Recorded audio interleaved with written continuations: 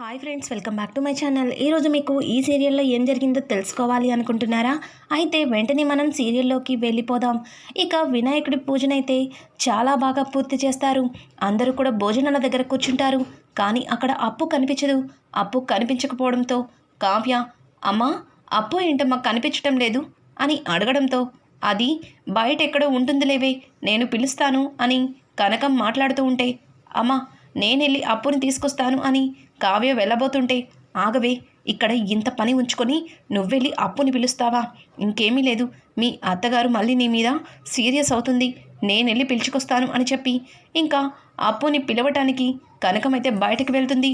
బయటికి వెళ్ళిన కనకం అప్పుని చూసి ఒక్కసారిగా షాక్ అయిపోతుంది. ఎందుకంటే అప్పు చాలా బాధగా కళ్ళల్లో నుంచి నీళ్లు పెట్టుకొని కుమిలి కుమిలి ఏడుస్తూ ఉంటుంది. అప్పుని చూసిన కనకం, ఏమి అప్పు, ఏం జరిగిందే? ఎవరేమన్నా అన్నారా ఏంటి? ఇక్కడ కూర్చుని ఏడుస్తున్నావు, ఏం జరిగింది అప్పు అని అడగడంతో, అమ్మ నాకు ఇక్కడ ఉండాలని అనిపించటం లేదు, నా మనసేమీ బాగోలేదు, నాన్న నువ్వు రండి, నేను వెళ్ళిపోతున్నాను అని చెప్పి అప్పు ఏమీ మాట్లాడకుండా అక్కడి నుంచి వెళ్ళిపోతుంది. ఏమైంది? ఎందుకు ఇది ఇలా ఏడుస్తుంది? ఖచ్చితంగా ఎవరో ఏదో అనుంటారు, అందుకే ఇది ఇంత బాధపడుతుంది.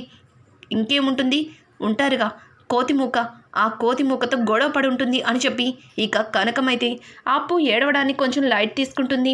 ఇంకా లోపలికి వెళ్ళేసరికి కనకాన్ని కావ్య, అమ్మా ఏంటి అప్పుని తెస్తానని ఒక్కదానివే వచ్చావు అని అడగడంతో, దానికి కొంచెం తలనొప్పిగా ఉందంటే ఇంటికి వెళ్ళిపోతాననింది, అందుకే నేను కూడా ఏమీ మాట్లాడలేదు, టాబ్లెట్ వేసి నిద్రపోమ్మని చెప్పాను అని చెప్పడంతో, అయ్యో అవునా, పాపం ఉదయం నుంచి ఏమీ తినలేదు కదమ్మా, భోజనం చేసి వెళ్ళవలసింది అని చెప్పడంతో, పర్వాలేదులే పెద్దమ్మ ఏదో ఒకటి చేస్తుంది, తినేసి టాబ్లెట్ వేసుకొని పడుకుంటుందిలే, నువ్వేమీ ఆలోచించకు, అందరికీ భోజనాలు పెట్టు అని చెప్పి ఇంకా కనకమైతే కావ్యతో చెబుతుంది.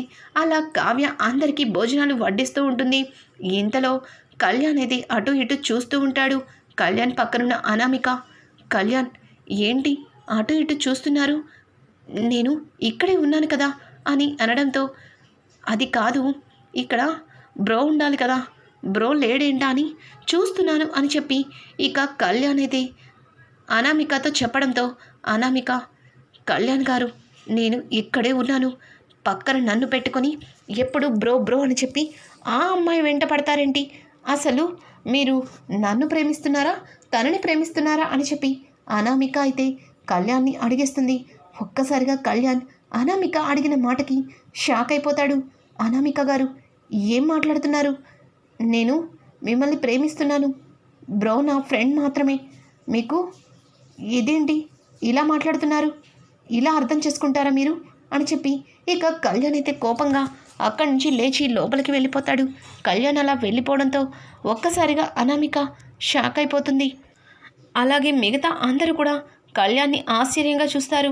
ఇక అనామిక అమ్మా నాన్న అయితే, ఏంటి బేబీ అల్లుడు గారు అలా వెళ్ళిపోయారు అని చెప్పడంతో, ఏం లేదులే నాన్న, మీరు భోజనం చేయండి అని చెప్పేసి ఇక అనామిక లేచి కళ్యాణ్ దగ్గరికి వెళ్తుంది.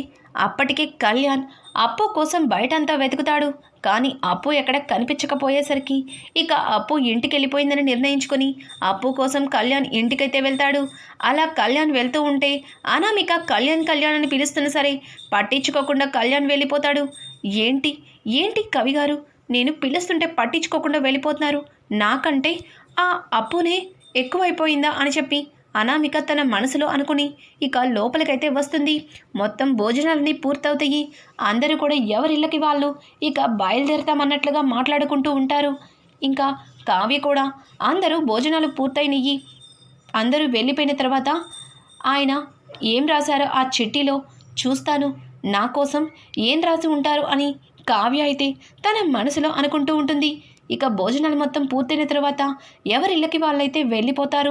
ఆ తరువాత కావ్య చాలా ఆత్రంగా ఆ చిట్టీని తీసుకొచ్చి బయట గార్డెన్లో కూర్చొని దాన్ని ఓపెన్ చేసి చదువుతుంది.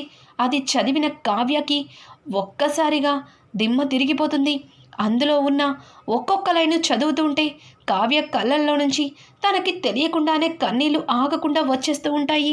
కావ్యని తాతయ్య కోసమే ప్రేమిస్తున్నట్టుగా నటిస్తున్నానని అది కళావతి అర్థం చేసుకుంటే బాగుంటుందని రాసిన ఒక్కొక్క లైన్కి కావ్య గుండె పగిలినంత పనే అవుతుంది. కావ్యకైతే ఒక్కసారిగా ఏమీ అర్థం కాదు. ఉన్నట్టుండి లేచి నుంచుంటుంది, అటు ఇటు చూస్తుంది. రాజ్తో తను మొదటి నుంచి ఉన్న ప్రతి సంఘటనని గుర్తు చేసుకుంటుంది. కావ్య రాజ్కి ఇప్పుడిప్పుడే దగ్గరవుతున్న ప్రతి సీన్ని గుర్తు చేసుకొని మరింత కుమిలిపోతుంది. ఇంకా కావ్య అయితే ఎవరితోని ఏమీ చెప్పకుండా ఏమీ మాట్లాడకుండా అలాగే ఏదో ఆలోచిస్తున్నట్లుగా తను బాధగా ఏడుస్తూ నడుచుకుంటూ ఇక బయటికైతే వెళ్ళిపోతుంది. ఇంకా ఇంట్లో అందరూ కూడా ఎవరి పనుల్లో వారు నిమగ్నమై ఉంటారు. ఇక రాజైతే గదిలోకి వెళ్ళేసరికి కావ్య అక్కడ కనిపించదు. ఇదేంటిది, కళావతి ఇంకా రాలేదు, కింద ఇంట్లో కూడా కనిపించలేదు, అయినా చాలా టైం అయిపోయింది, చుట్టాలు కూడా వెళ్ళిపోయారు, అయినా ఇంతవరకు రాలేదేంటి అని చెప్పి రాజ్ అనుకుంటూనే ఇక మంచం మీద కూర్చొని ఫోన్ నొక్కుకుంటూ ఉంటాడు. అలా గంట సేపటికి కూడా కావ్య రాకపోయేసరికి ఏంటి కళావతి ఇంకా రాలేదు, ఇంట్లో పనులన్నీ కూడా పూర్తయినాయి కదా, ఎందుకని రాలేదు అని చెప్పి రాజ్ గబగబా కిందకి వచ్చి చూసేసరికి ఎక్కడా కూడా కావ్య కనిపించదు. ఇంకా ధాన్యలక్ష్మిని, పిన్ని కళావతినేమన్నా చూసారా అని అడగడంతో అదేంటి రాజ్, కావ్య నీ గదిలోనేగా ఉంటుంది, మమ్మల్ని అడుగుతున్నావేంటి అని అపర్ణ అడగడంతో లేదు మమ్మీ, నేను నా గదిలో గంట సేపటి నుంచి చూస్తున్నాను, తను ఇంతవరకు గదిలోకి రాలేదు, ఇంట్లో కూడా ఎక్కడా కనిపించలేదు, మమ్మీ మీరేమన్నా అని అంటుంటే ఏం మాట్లాడుతున్నావు రాజ్, పండగ రోజు అయినా నీ భార్యని అనవలసిన అవసరం నాకేముంది, తను ఇక్కడే ఎక్కడ ఉంటుంది, ఎప్పుడు అదిగో గార్డెన్లో ఉన్న ఆ చెట్టు కింద కృష్ణుడి బొమ్మతో ఏదో మాట్లాడుతూ ఉంటుందిగా, అక్కడుంటుంది అని చెప్పడంతో ఇంకా బయటికి వెళ్ళి చూస్తే కావ్య అక్కడ కూడా ఉండదు.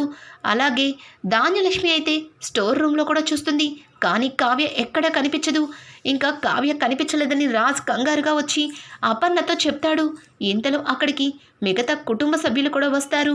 సుభాష్ అయితే ఏమైంది అపర్ణ, కంగారుగా కనిపిస్తున్నారు, ఏం జరిగింది అని అడగడంతో అది ఏవండి కావ్య కనిపించడం లేదు అని అనడంతో అదేంటది, కావ్య కనిపించకపోవడం ఏంటి అని వెంటనే సీతారామయ్య అలాగే ఇంద్రాదేవి అనడంతో అక్కడే ఉన్న రుద్రాణి అయితే ఏముంది, వాళ్ళ అమ్మ వచ్చింది కదా, వాళ్ళ అమ్మతో ఏమన్నా పుట్టింటికి వెళ్ళిందేమో, ఇంటికి పత్రాలు వాళ్ళ అమ్మ వాళ్ళకిచ్చిన ఆనందం ఇంకా రెట్టింపయిందేమో, అందుకే డైరెక్ట్గా పుట్టింటికి వెళ్ళిపోయి ఉండొచ్చు అని చెప్పడంతో అలా డైరెక్ట్గా ఎందుకు వెళ్తుంది, తను వెళ్ళాలి అంటే ఖచ్చితంగా ఇంట్లో వాళ్ళకి చెప్పే వెళ్తుంది, అలా చెప్పకుండా కళావతి వెళ్ళదు అని రాజ్ సపోర్ట్ చేస్తూ ఉంటే ఇలా సపోర్ట్ చేసి నెత్తికెక్కించుకున్నావు, అందుకే ఇప్పుడు చూడు ఎవ్వరికి చెప్పకుండా వెళ్ళిపోయింది. అయినా వీళ్ళ ఫ్యామిలీకి ముందు నుంచి అలవాటేమో ముసుగు వేసుకొని పీటల మీద కూర్చోవడం, కరెక్ట్గా పెళ్లి టయానికి పీటల మీద నుంచి ఎవరికి కనిపించకుండా వెళ్ళిపోవడం, ఆ తర్వాత అలాగే ఇంట్లో నుంచి చెప్పా చేయకుండా వెళ్ళడం వీళ్ళ ఫ్యామిలీస్కి బాగా అలవాటు అని చెప్పి ఇక స్వప్న వైపు చూస్తూ రుద్రాణి మాట్లాడుతూ ఉంటుంది.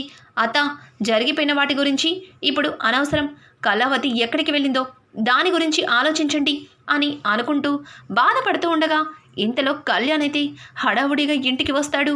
కళ్యాణ్ని చూసిన రాజ్, కళ్యాణ్ ఏమైంది, ఎందుకు నువ్వు అంత కంగారుగా ఉన్నావు అని అనడంతో అనయ్య అది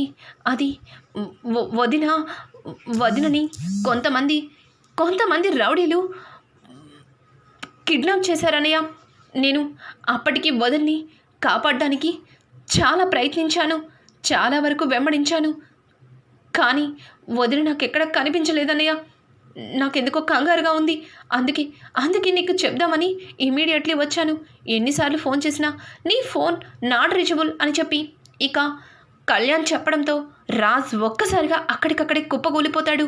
ఏంటి, కళావతిని కిడ్నాప్ చేశారా, అసలు ఎందుకు ఇలా చేస్తున్నారు, ఎందుకని మన కుటుంబం మీద ఇలా పగబడుతున్నారు అని చెప్పి రాజ్ అయితే హడావుడిగా ఇక కళ్యాణ్తో బయలుదేరతాడు.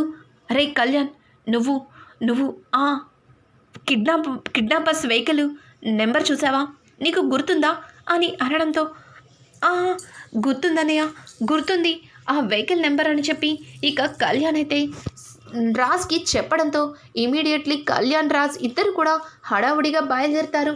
అలాగే సుభాష్ అయితే నానా రాజ్ ఆగు నేను కూడా వస్తున్నాను అని అనడంతో నానా మేము ఇటువైపు వెళ్తాము మీరు అటువైపు వెళ్ళండి అని చెప్పి ఇంకా సుభాష్కి చెప్పి అక్కడి నుంచి రాజ్ అయితే బయలుదేరుతాడు. ఇంకా వీళ్ళు అనుకున్నట్లుగానే ఆ వెహికల్ ఎక్కడుందో ఇన్స్పెక్టర్ సతీష్తో తెలుసుకొని ఇక రాజ్ అయితే ఆ వెహికల్ కోసం మొత్తం రోడ్లన్నీ వెతుకుతూ ఉంటాడు. కానీ కావ్య ఒక మూల గుడి దగ్గర కూర్చుని బోరున ఏడుస్తూ కనిపిస్తుంది. అలా ఏడుస్తున్న కావ్యనైతే అపర్ణ చూస్తుంది. అపర్ణ కావ్య దగ్గరికి వెళ్ళి కావ్య ఏమైంది, ఏంటి ఇక్కడున్నావు, నిన్నెవరో కిడ్నాపర్స్ తీసుకెళ్లారని కళ్యాణ్ చెప్పాడు అని అడగడంతో ఇంకా కావ్య అయితే ఆ కిడ్నాపర్స్ నుంచి తప్పించుకున్నానని అక్కడి నుంచి పరిగెత్తుకుంటూ వచ్చి ఇక్కడ కూర్చున్నానని కావ్య అపర్ణకి చెప్తుంది. అపర్ణ సరేరా ఇంటికి వెళ్దాం అని పిలవడంతో లేదత్తయ్య గారు, నేనిక ఆ ఇంటికి రాలేను, నా వల్ల కాదు, అక్కడ నాకు ఏ స్థానం ఉందని ఆ ఇంటికి రావాలి చెప్పండి అని అడగడంతో చూడు కావ్య, అక్కడ ఏ స్థానం ఉందని ఇన్ని రోజులు ఉన్నావు, ఇప్పుడు రానంటున్నావు.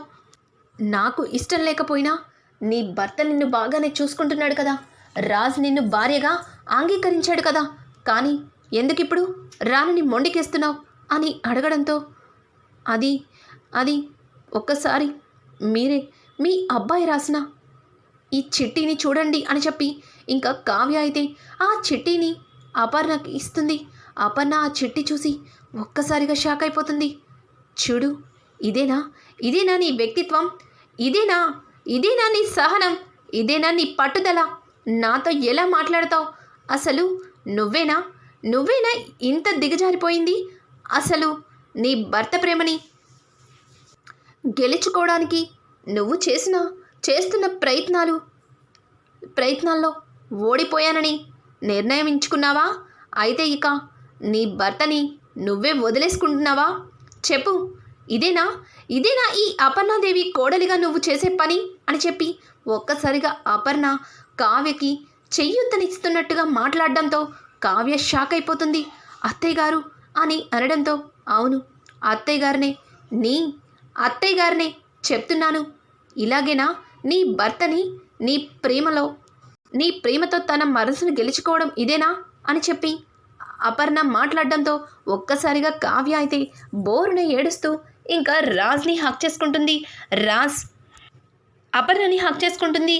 అపర్ణ అయితే ఏడవకు నా కోడలు ఏడవదని నేను అనుకుంటున్నాను, నా కోడలికి ధైర్యం ఎక్కువ, అలాగే సహనం ఎక్కువ, ఓర్పు ఎక్కువ, తను ఏదనుకున్నా సరే సాధించి తీరుతుంది అని చెప్పి ఇంకా కావ్యతో అపర్ణ మాట్లాడుతున్న ఒక్కొక్క మాటకి కావ్యకి అయితే చాలా సంతోషాన్ని కలిగిస్తుంది. ఇక అపర్ణ తనకిచ్చిన ధైర్యంతో ఖచ్చితంగా నేను రాజ్ మనసుని గెలుచుకుంటాను అని కావ్య అయితే ఇంటికి బయలుదేరుతుంది. ఇంటికి బయలుదేరుతున్న కావ్యని సడన్గా వచ్చి ఒక లారీ అయితే గుద్దేస్తుంది. అలా లారీ గుద్దేయడంతో అక్కడికక్కడే కావ్య ఇంకా రక్తం మడుగుల్లో ఉంటుంది. అదే టైంలో రాజ్ కూడా అక్కడికి వస్తాడు. రాజ్ అదంతా చూసి మమ్మీ ఏంటిది, ఏమైంది, కావ్య బాగానే ఉందన్నావు కదా, కానీ ఎలా జరిగిందిలా అని అంటుంటే ఏంట్రా, నా కోడల్ని అర్జెంటుగా హాస్పిటల్కి తీసుకెళ్ళాలి, బయలుదేరండి అని చెప్పి ఇంకా కావ్యని తీసుకొని హాస్పిటల్కి అయితే బయలుదేరుతారు. ప్రాణాపాయ స్థితిలో ఉన్న కావ్యని చూసి రాజ్ బోరుని ఏడుస్తాడు.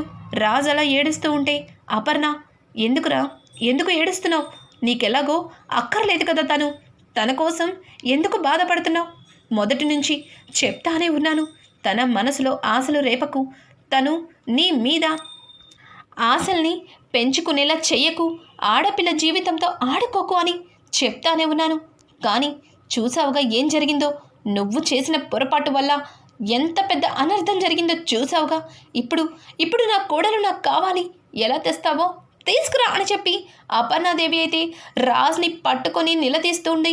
ఇక రాజ్కైతే ఏమీ అర్థం కాదు, అలానే చూస్తూ ఉండిపోతాడు.